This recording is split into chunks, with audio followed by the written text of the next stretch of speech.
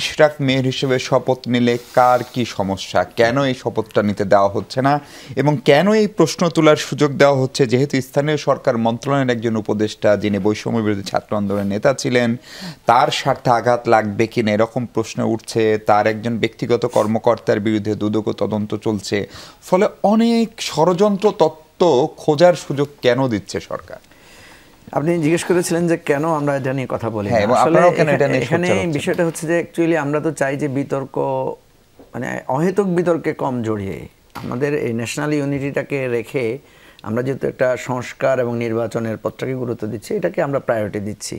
দেখেন, এটা সত্য কথা যে এখানে কিছুটা আইনি ব্যাপার তো আছেই, যে চট্টগ্রাম সিটি কর্পোরেশনের মেয়র একটা নির্বাচনী ট্রাইব্যুনালে উনি মামলা করেছেন, ওই সময়ে করেছেন, এটাকে নিয়ে লম্বা সময় ফাইট করেছেন, উনি এটা করেছেন। কিন্তু এখন প্রশ্ন হচ্ছে যে যে নির্বাচনটাকে আমরা অবৈধ বলেছি, যে নির্বাচনটাকে আমরা প্রত্যাখ্যান করছি, সেই নির্বাচনের বিজয় হয়ে কিন্তু আমরা আবার মানে ক্ষমতায় বসছি বা দায়িত্বে বসছি। তো এটাতে কোশ্চেন অফ মোরাল মানে পজিশন, যে আমি যে নির্বাচনটাকে প্রত্যাখ্যান করছি সেই নির্বাচনটাতেই আমি আবার বসছি। তো এই যে নির্বাচনে অংশ নিয়ে কি সেটাকে প্রত্যাখ্যান করা যায় আসলে?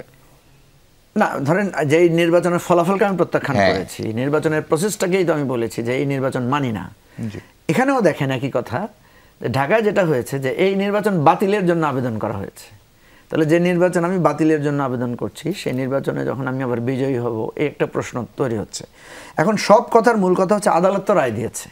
আপনি যে বলছেন যে সিম্পল আমি একটা পজিশন তো নিতে পারছি না এখন, কারণ আমি যখন চিন্তা করব যে আদালত রায় দিয়েছে এবং নিশ্চয়ই আমরা এটা আস্থা রাখতে পারি, আদালত তো নিশ্চয়ই সমস্ত বিষয় বিবেচনায় নিয়েছে, নিশ্চয়ই এখানে তর্ক বিতর্ক হয়েছে, বিভিন্ন আলোচনা হয়েছে।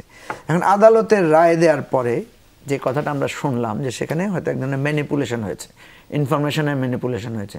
আবার একটা প্রশ্ন এসেছে যে এই সিটি কর্পোরেশনের মেয়াদই তো শেষ হয়ে গেছে, মানে এই নির্বাচনেরই মেয়াদ শেষ হয়ে গেছে।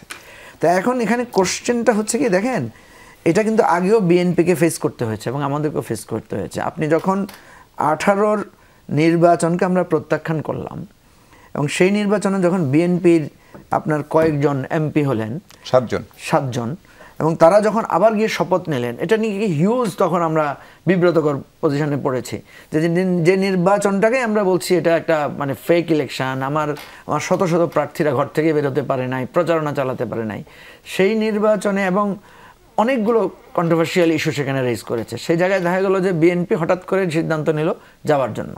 এখন রাজনৈতিক দল অনেক সময় কৌশলগত জায়গায় যায়, কৌশলগত দিক আর নীতিগত দিক। এই নীতি আর কৌশলের মাঝ প্যাঁচটা তো আছেই, যেই জায়গাটাকে আমরা বলছি যে পুরানো রাজনৈতিক বন্দোবস্ত। আমার প্রশ্নটা খুব স্পষ্ট, ধরেন ইশরাককে মেয়র করলে আপনি যদি নতুন নির্বাচন দেন তাহলে তো মেয়াদ অটোমেটিক শেষ হয়ে যাবে, বিধান অনুযায়ী সে তো আইনগতভাবে মেয়র হওয়ার যোগ্য, এখন তিনি তো বিজয়ী প্রার্থী। জি জি, না এখানে যেটা হয়েছে যে এখন যে আপিল করলো, ধরেন তখন নির্বাচন কমিশন কেন আপিল করলো না? সে ফর এক্সাম্পল রায়টা তো ইলেকশন কমিশনের বিরুদ্ধেই হয়েছে, তাই না? তাহলে আমরা যেটা দেখি যে ইলেকশন কমিশন যখন ডিফিট করে, ইলেকশন কমিশন তো একটা অ্যাপিল করার কথা, তাহলে অ্যাপিল করলো না কেন?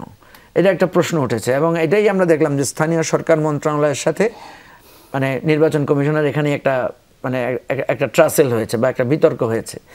আমি কিন্তু পার্সোনালি এই বিষয়টা নিয়ে আমি উপদেষ্টাকে জিজ্ঞেস করেছিলাম যে আচ্ছা এই জায়গাটায় আপনাদের আসিফ মাহমুদকে যে আপনাদের এখানে সমস্যাটা কোথায়? তারা বলছে এটার অথরিটি তো আমরা শপথ দিব কি দিব না। তখন আমি দেখলাম যে আসিফ মাহমুদ এটার বিপক্ষে অবস্থান নিয়েছে। আমরা আসিফ মাহমুদ শপথ নিতে দিচ্ছেন না? না, আসিফ মানে মন্ত্রণালয়, আমি যদি বলি ব্যক্তি বা আমি বলবো সরকার, আমি বলবো গভর্নমেন্ট কি, ঠিক আছে? ব্যক্তি তো এখন সেটা তো আলাদা ব্যাপার, মন্ত্রণালয়ের প্রধান নির্বাহী হিসেবে সরকার যেহেতু এখানে দুইটা পার্ট, একটা হচ্ছে যে স্থানীয় সরকারের নির্বাচনের দায়িত্ব হচ্ছে স্থানীয় সরকার মন্ত্রণালয়ের, তারাই ডেট ঘোষণা করে, ইলেকশনটা কন্ডাক্ট করে ইলেকশন কমিশন।